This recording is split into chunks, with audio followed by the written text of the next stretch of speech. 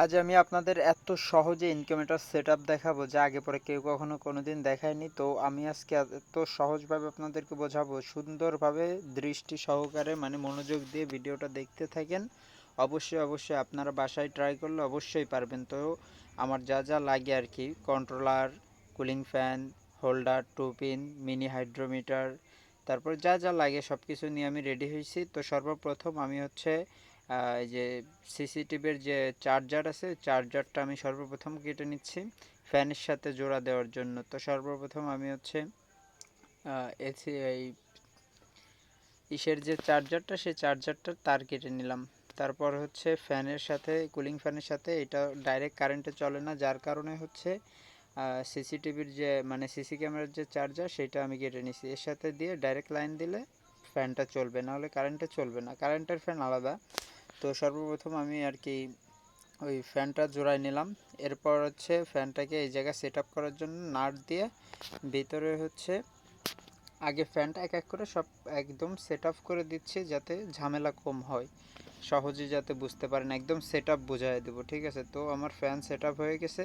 এরপর হচ্ছে আমি ডাইরেক্ট লাইন হচ্ছে এটাই, যে এটাই হচ্ছে ডাইরেক্ট লাইন যাবে।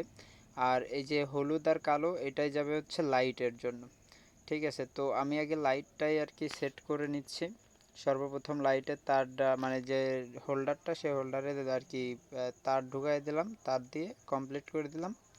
এরপর হচ্ছে ওই যে হলুদ আর হচ্ছে কালো, এইটার সাথে জয়েন্ট দিয়ে দেব। এটার সাথে জয়েন্ট দিয়ে দিলে মনে করেন যে আপনার লাইটটা অটোমেটিকলি যখন আর কি টেম্পারেচার বেড়ে যাবে তখন হচ্ছে লাইটটা লিভে যাবে, আবার অন হবে। তো তারপর টিপ ম্যাপ দিয়ে একদম কমপ্লিট করে দিলাম।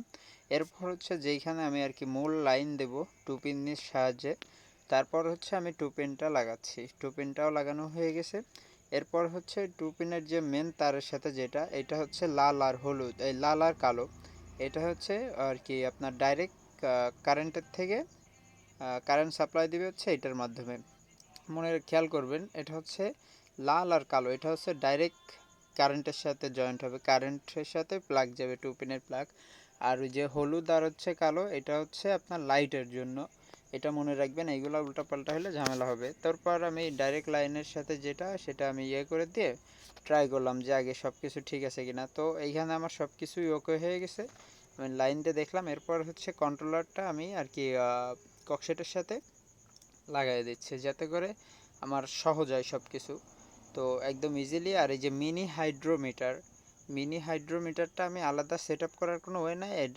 যদি আলাদা করতে যাই তাহলে হচ্ছে এখানে কক্সেটটা কাটতে হবে। তো আমি কাটাকাটি না করে আর কি যে আমার যে কন্ট্রোলারটা আছে, কন্ট্রোলারের উপরে আমি টেপ পেঁচাই দিয়ে দিচ্ছি, এতে করে আরও সহজ হবে বিষয়টা, এক্সট্রা কোনো ঝামেলা নেওয়া লাগলো না। তো এরপর আমি টেপ পেঁচাই দিয়ে দিচ্ছি, কারণ টেপ পেঁচাই দিলে একদম স্ট্রং হার্ডি হয়ে থাকে। তো এটা হয়ে গেলে আমার এই যে এইগুলো আমি ভিতরে দিয়ে দিয়ে একদম বান্ধে এই জায়গায় একদম তার মার সব কিছু ওকে করে দিছি, যাতে কোনো ঝামেলা না হয়। আর খেয়াল রাখবেন টেপ দিয়ে যেন সুন্দর করে কস টেপ দিয়ে সুন্দরভাবে যেন পেঁচাই দেওয়া হয়। তো আমার লাইটটা সেট আপ করা হয়েছিল না, লাইটটা হচ্ছে এই যে ফ্যান এইখানে দেবো, ফ্যানের বাতাসে লাইটটা হচ্ছে সরাই দেবে, লাইটের থেকে ফ্যানের থেকে একটু দূরে রাখবেন, যাতে বাতাসটা একদম বাইরে চলে যায়। তো আমার ফাইনালি সব কিছুই শেষ।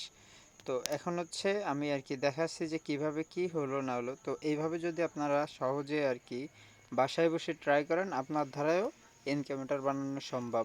ঠিক আছে, আর কারোর ধর্না ধরতে হবে না, কাউকে কিছু বলতে হবে না। তারপরও যদি আপনাদের কোনো সন্দেহ থাকে তাহলে আমাদের সাথে যোগাযোগ করতে পারেন।